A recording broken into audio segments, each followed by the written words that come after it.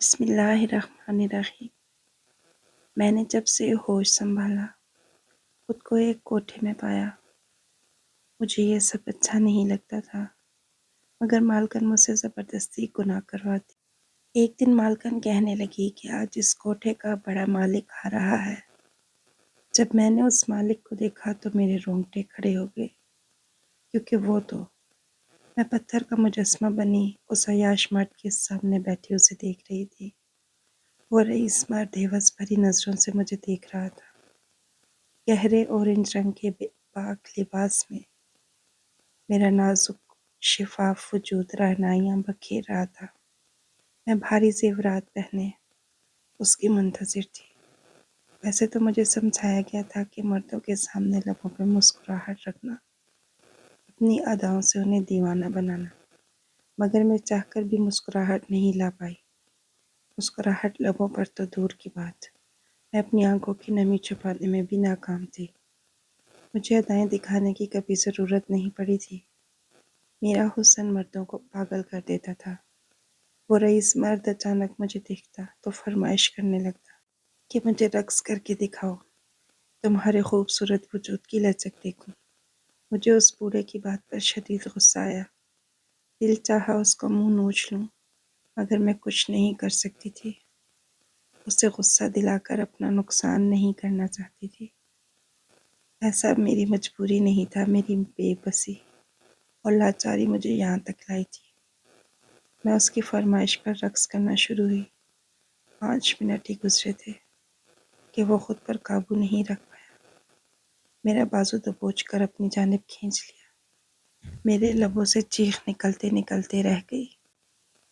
میرا نازک سا بدن، وہ ہٹا کٹا مرد جس کے جنگلی پن کی وجہ سے وہ کچھ زیادہ ہی وحشی بن چکا تھا، اس نے اپنے آپ کو چینج کیا۔ میں اپنی آواز کو روکنے کی کوشش کر رہی تھی، میرے رونگٹے کھڑے ہو گئے تھے۔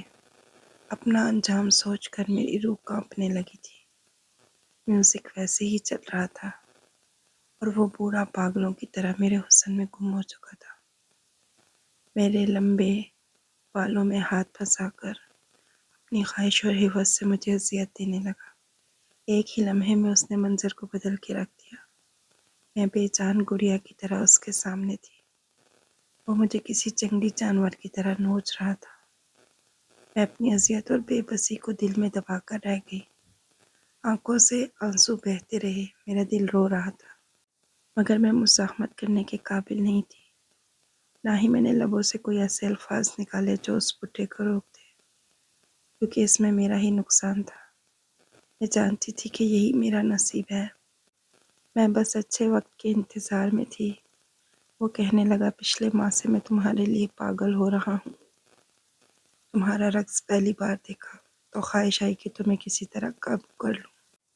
میں تو اسی رات تمہیں خریدنا چاہتا تھا، مگر نگینہ بہت نخرے دکھا رہی تھی۔ وہ ہیرے جیسی لڑکیاں چھپا کے رکھتی ہے اور فالتو لڑکیاں سامنے پیش کرتی ہے۔ میری منت سماجت پر بھی اس کی وحشت میں کمی نہیں آئی تھی۔ وہ مجھ سے اپنی خواہش پوری کرنے کے ساتھ ساتھ بتا رہا تھا۔ اس کے انداز سے ظاہر تھا جیسے کوئی فاتح جنگ میں فتح یاب ہوا ہو۔ میں حسن میں کسی سے کم نہیں تھی، میری قیمت لاکھوں میں لگتی تھی، اور قسمت والا ہی چنا جاتا تھا جو مجھے پوری رات کے لیے اپنے پاس رکھتا۔ اس کے باوجود میری ہر رات مردوں کی تسکین کا ذریعہ بنتے ہوئے گزر جاتی۔ کوئی ایک رات ایسی نصیب نہیں ہوتی تھی جب مجھے سکون کی نیند حاصل ہو۔ میں حیران تھی، اتنے مرد آخر آتے کہاں سے ہیں؟ ایسے لگتا تھا کہ یہاں کا ہر مرد لڑکیوں کے اڈے پر رات گزارنے آتا ہے۔ لاکھوں کے حساب سے لگائی جانے والی بولی میں نہ جانے وہ کون سے مرد تھے جو زیادہ سے زیادہ پیسہ لگا کر مجھے حاصل کرنے کی دوڑ میں شامل ہوتے اور جیت جاتے۔ میں باہر کی دنیا سے واقف نہیں تھی۔ اکثر سوچتی تھی کہ ان مردوں کے گھروں میں بیٹیاں نہیں ہوں گی، یا ان کی بیویاں انہیں خوش نہیں رکھتی۔ مرد ہمیشہ بے وفائی کیوں کرتا ہے؟ اپنے گھروں میں شادی شدہ یا بڑی عمر کے مرد ہوتے ہیں۔ میں ان کا کھلونا بن کر تھک چکی تھی۔ کبھی شدت سے دعا کرتی کہ میری قیمت اتنی بڑھ جائے کہ کوئی مرد مجھے حاصل کرنے کے قابل نہ رہے، تاکہ مجھے کوئی رات سکون کی نصیب ہو جائے، وہ رات باقی لوگوں کے لیے بھلے نقصان کی ہو۔ میں بری طرح سے تھک چکی تھی، آرام چاہتی تھی، مگر مجھے کوئی رات ایسی حاصل نہیں ہوتی تھی۔ نگینہ جتنا پیسہ میری خاطر بڑھاتی، کوئی نہ کوئی شخص وہ پیسہ دینے میں کامیاب ہو جاتا۔ نگینہ دھڑلے سے بیٹھے بیٹھے 50 لاکھ کی رقم بول دیتی۔ میری طلب اور چاہت میں بیٹھے 5-6 مرد نگینہ کے سامنے، ان میں سے ایک کہنے لگا کہ تم کچھ زیادہ ہی اونچی اڑان اڑنے لگی ہو، تمہاری قیمت دن بدن بڑھتی جا رہی ہے، تم نے ہمیں بے وقوف سمجھ رکھا ہے، یا پھر تمہیں کاروبار کرنے کا طریقہ بھول گیا ہے۔ ایک مرد نے نگینہ سے کہا تو وہ طنزیہ لہجے میں مسکرائی، کہنے لگی میں کاروبار بالکل صحیح کر رہی ہوں، اگر تمہیں لگتا ہے کہ اس کی خوبصورتی کے لحاظ سے یہ رقم بہت زیادہ ہے تو پھر تم یہاں سے اٹھ کر چلے جاؤ۔ آنے والا ہر مرد جانتا ہے کہ کتنی قیمت ہے اس لڑکی کی، اس لڑکی میں بہت زیادہ معصومیت ہے۔ میری بدقسمتی ہے کہ اس کوٹھے میں اس کے ساتھ ایک رات گزارنے کے لیے اتنی بھاری رقم ہر کوئی دے دیتا ہے، اور اس نے بھی دے دیا۔ حالانکہ نگینہ کے منہ سے اتنی بڑی رقم سن کر مجھے لگا تھا کہ آج کی رات سکون سے گزر جائے گی، مگر وہ بھٹا مجھ سے اپنا شوق اور تسکین پوری کرنا چاہتا تھا۔ وہ سارے خواب توڑ چکا تھا۔ میں اذیت سے آنسو بہاتی رہی، وہ مجھے پاگلوں کی طرح استعمال کرتا رہا۔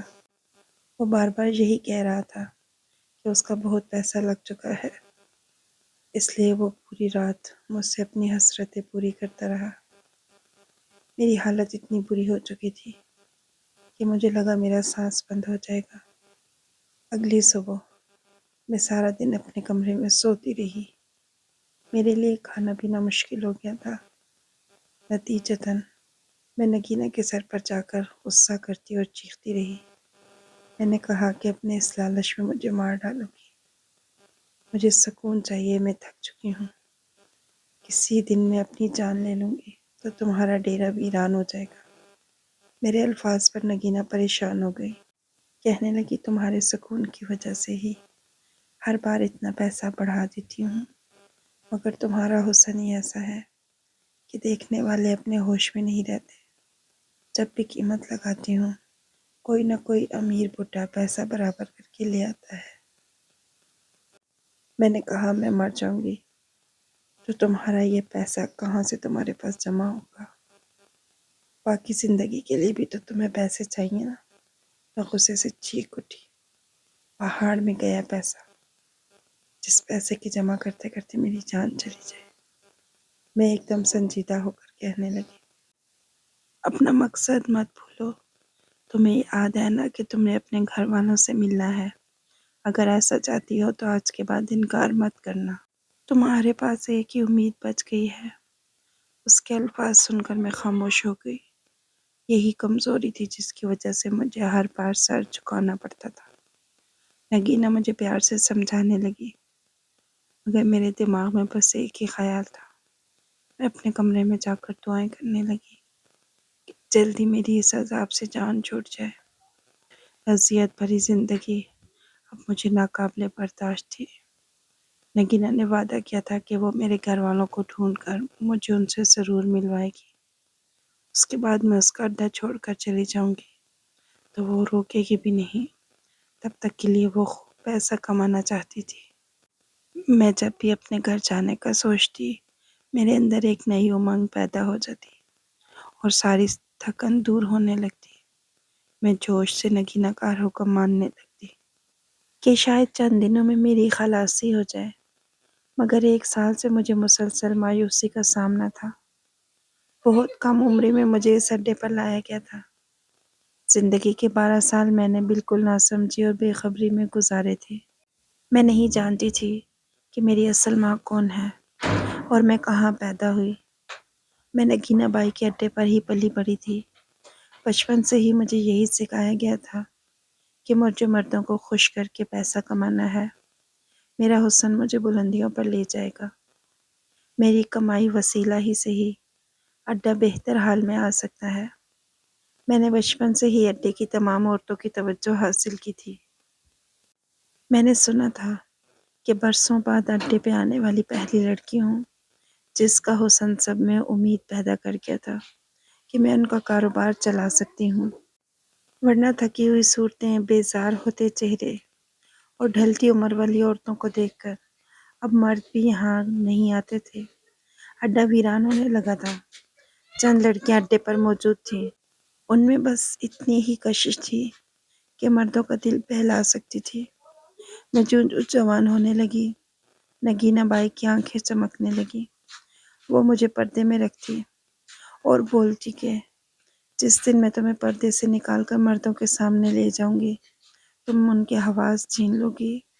تمہارے اندر وہ طاقت ہے جو انہیں گھٹنوں میں جھکنے پر مجبور کر سکتی ہے۔ نگینہ بائی کی باتیں مجھے حیران کر دیتی۔ کچھ اندازہ تو مجھے بھی تھا کہ میں بہت حسین ہوں، لیکن مجھے اتنا زیادہ اندازہ نہیں تھا۔ مجھے نہیں لگتا تھا کہ کوئی مرد اتنا دیوانہ ہوگا کہ اپنا گھر بار چھوڑ کر بیٹھ جائے۔ جب میرا پہلا رقص ہوا تو میرے حسن کا چرچا عام ہو گیا۔ محفلیں سجنے لگیں اور لوگ پیسے لٹانے لگے۔ میں بہت زیادہ پریشان ہو گئی۔ یہ میرا پہلا تجربہ تھا۔ نگینہ بائی نے میری تربیت میں یہ بات شامل کر رکھی تھی کہ مجھے مردوں کے سامنے جانا ہے، ان کا دل بہلانا ہے، مگر میں پھر بھی گھبرا گئی۔ ایک ساتھ کئی مردوں کی چبھتی ہوئی آر پار ہوتی نظریں، ان کی بےتابی مجھے بہت زیادہ پریشان کرنے لگی۔ جب مرد چھیڑ چھاڑ کرنا شروع ہو گئے تو نگینہ بائی نے انہیں جھٹک دیا، مگر ان مردوں کا بے باکی سے مجھے چھونا اور بیہودہ تبصرے کرنا مجھے پریشان کرنے لگا۔ میں اس روز اتنا گھبرائی کہ پریشان ہو کر ایک طرف گر گئی، بے ہوش ہو گئی۔ نگینہ بائی نے فوراً سے آگے بڑھ کر مجھے سنبھالا۔ محفل میں بھگدڑ مچ گئی۔ چند روز کے لیے میرا رقص کینسل ہو گیا کیونکہ مجھے کچھ دن سنبھلنے میں لگے۔ میں بہت خوف زدہ ہو گئی تھی۔ شاید میں یہ سب کچھ نہیں کر سکتی تھی۔ بچپن سے ہی ایسے ماحول میں تربیت حاصل کرنے کے باوجود میں یہ سب کرنا قبول نہیں کر پا رہی تھی۔ یہاں تک کہ نگینہ بائی کی سختی، اس کا دھمکانا بھی بیکار گیا۔ میں رو رو کر پاگل ہونے لگی تھی۔ مردوں کے جملے، ان کی نظریں محسوس کرتی تھی۔ اس کے باوجود میں بہت پریشان تھی۔ جب نگینہ بائی مجھے کہتی تو میں سہم کر دیوار سے جا لگتی۔ نگینہ بائی نے زبردستی کام جاری رکھا۔ میں بیمار پڑنے لگی۔ اڈے میں سب پریشان ہو گئے۔ ان سب کی واحد مرکز امیدوں کا میں ہی تھی۔ میرے حالات انہیں پریشان کر رہے تھے۔ وہ چند لاکھ روپے جمع کرنا چاہتی تھی، میرے سے پیسے کمانا چاہتی تھی۔ میں نگینہ کے پاؤں پکڑ کر رونے لگتی۔ میں نے اس سے کہا، مجھ سے جو کام چاہے کروا لو، چاہے تو لوگوں کے گھروں میں کام کر کے پیسہ کما دوں گی، مگر میں اپنا جسم بیچنے کو تیار نہ تھی۔ جب نگینہ بائی نے دیکھا کہ میں کسی طور پر اس کے ہاتھ نہیں آ رہی تو ایک روز اس نے مجھے اپنے پاس بلایا اور ایک نئی حقیقت بتائی۔ نگینہ بائی نے مجھے بتایا کہ میں بہت چھوٹی تھی جب مجھے اغوا کر کے بہت کم عمری میں اس اڈے پر بیچا گیا تھا۔ وہ مجھے کہنے لگی، تم ایک بہت اچھے گھرانے کی لڑکی ہو، تمہارا باپ ایک شریف کاروباری مرد ہے۔ میں یہ سن کر تڑپ اٹھی۔ میں ایک عزت دار کھاتے پیتے گھرانے کی بیٹی تھی اور اس اڈے پر اتنا بیہودہ کام کرنے کے لیے پالی گئی۔ میں باشعور اور سمجھدار بن چکی تھی۔ میرا دل اذیت سے بھر گیا۔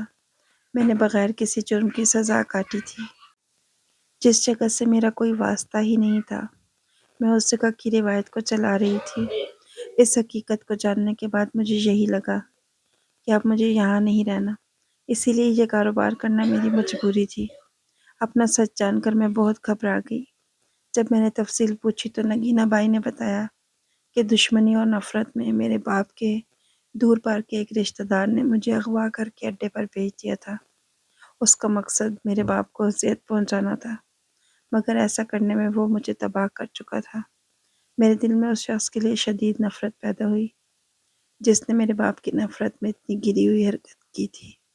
بہت دنوں تک میں غم میں رہی۔ میرا کھانا پینا بند ہو گیا۔ نگینہ بائی پریشان ہو کر مجھے کہنے لگی، تم اپنے گھر والوں سے ملنا چاہتی ہو تو ہماری مدد کرو، ہمارا کاروبار چلاؤ، شاید تمہارا کام بھی ہو جائے۔ اڈے کے مالک نے میرا باہر نکلنا سختی سے بند کر دیا تھا، جس کی وجہ سے میں انجان لوگوں سے نہیں مل سکتی تھی۔ نگینہ بائی نے مجھے مشورہ دیا کہ عزت تمہارے گھر والوں سے بڑھ کر اور نہیں، بس خود کو کچھ عیاش مردوں کے حوالے کر دینا۔ امیر لوگ بہت اثر و رسوخ والے ہوتے ہیں، ان کے ذریعے تم اپنے گھرانے تک پہنچ سکتی ہو۔ نگینہ بائی نے مجھ سے وعدہ کیا، جس دن تم اپنے گھر والوں تک پہنچ گئی، اس دن وہ مجھے اس اڈے سے آزاد کر دے گی۔ میں بھی امید کی اسی کرن پر اپنی زندگی کا سب سے ناپسندیدہ کام کرنے پر مجبور ہو گئی۔ پورا 1 سال میں نے خود کو بیچ بیچ کر عزت نفس کو کچل ڈالا، مگر میں اپنے گھرانے تک نہیں پہنچ سکی۔ نگینہ بائی روزانہ امید دلاتی، ہمت کرنے کا بولتی۔ ایک دن اس نے مجھے بلایا اور کہا کہ اڈے کا مالک مجھے ملنے آ رہا ہے۔ تم نے اڈے کے مالک کو متوجہ کرنا ہے، اس کا دل جیت لیا تو تم ساری عمر کے لیے رہائی پا سکتی ہو۔ مجھے ایک بار پھر سے امید لگی تھی اپنے ماں باپ سے ملنے کی۔ جب میں نے اڈے کے مالک کو دیکھا تو میں حیران رہ گئی۔ وہ نوجوان پرکشش شخصیت کا مرد تھا، اس کا پہناوا بہترین تھا۔ اب تک مجھے جتنے مردوں نے استعمال کیا وہ سب سے الگ تھا۔ نگینہ بائی نے بتایا کہ وہ بہت پڑھا لکھا ہے، مگر مجھے افسوس ہوا تھا کہ لوگوں کے سامنے عزت دار بن کر رہنے والا یہ شخص اس اڈے کا مالک تھا، عورتوں سے تعارف کروا کر پیسے کماتا تھا۔ جب اس مرد نے مجھے دیکھا تو ایک لمحے کے لیے ساکت رہ گیا، کہنے لگا، تمہارے حسن کی جو کہانیاں سنی تھی وہ سب کی سب سچ تھی۔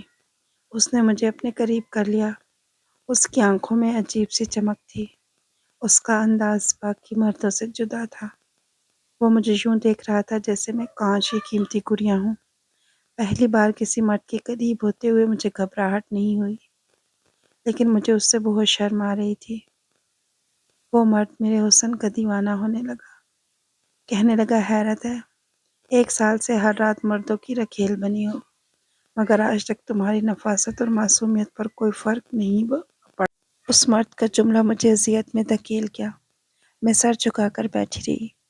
وہ کہنے لگا، اگر تم نے مجھے سکون پہنچایا تو میں تمہیں کبھی کسی دوسرے مرد کے حوالے نہیں کروں گا، ہمیشہ تمہیں اپنے پاس رکھوں گا۔ میں نے اس کی آنکھوں میں دیکھا، اس کی آنکھوں میں سچائی تھی، مگر میں بے چین ہو گئی۔ میں ایک دلدل سے نکل کر دوسری دلدل میں پھنسنا نہیں چاہتی تھی۔ میں نے اسے بتایا کہ میں اپنے والدین سے ملنا چاہتی ہوں، اگر وہ اپنے سکون کے بدلے میں مجھے میرے والدین سے ملاتی تو میں سب کرنے کو تیار ہوں۔ وہ مان گیا۔ اس کے اتنی جلدی مان جانے پر میں بہت خوش تھی۔ زندگی میں پہلی بار میں اپنی مرضی سے کسی مرد کے قریب ہوئی۔ میں نے اسے اپنا دیوانہ بنا لیا۔ پوری رات وہ مجھے استعمال کرتا رہا، بغیر احتجاج کے۔ میں اس کی باہوں میں پڑی رہی۔ دل کھول کر مجھے سکون حاصل کرنے کے بعد اس نے مجھے ایسی بات بتائی کہ میں بہت زیادہ حیران ہو گئی۔ میں نے اس سے کہا کہ تم مجھے میرے والدین کے پاس لے جاؤ۔ صبح اٹھتے ہی میں نے اس سے پہلا مطالبہ کیا۔ وہ مجھے کہنے لگا، تم جانتی ہو تمہیں اس اڈے پر لانے والا شخص کون تھا، جس نے تمہارے باپ کی دشمنی میں تمہیں اس جہنم میں دھکیلا؟ وہ مرد میں ہی ہوں۔ میں تمہارے باپ کا کزن ہوں۔ مجھے یہ بتاتے ہوئے شرمندگی ہو رہی ہے، تمہارے اغوا کے بعد تمہارے باپ کے ہارٹ فیل ہونے کی وجہ سے وہ اس دنیا سے چل بسا۔ تمہاری ماں بھی اسی غم میں پڑے پڑے 3 ماہ بعد مر گئی۔ تمہارے گھر والے باقی نہیں رہے۔ تمہارا گھر اور تمہارے باپ کا کاروبار سب ختم ہو چکا ہے۔ تمہارے پاس واپسی کی کوئی راہ نہیں بچی۔ اس نے مجھ پر ایسی حقیقت کا انکشاف کیا کہ میں یکدم سے گر گئی۔ اس واقعے کو 2 سال گزر چکے ہیں، میں کسی قابل نہیں رہی۔ میرے باپ کے کزن نے مجھے اڈے سے نکال لیا، اپنے گھر میں میرا علاج کرواتا ہے، خوش رکھنے کی کوشش کرتا ہے، مگر میں اندر سے مر چکی ہوں۔ میں کسی بوڑھے میں بیمار مریض کی طرح اپنی موت کا انتظار کر رہی ہوں۔ نہ جانے کب میری موت آئے اور میں اس اذیت ناک زندگی سے چھٹکارا حاصل کر لوں۔ آپ کو ویڈیو پسند آئی ہو تو اسے لائک اور شیئر کیجیے گا۔ اللہ حافظ۔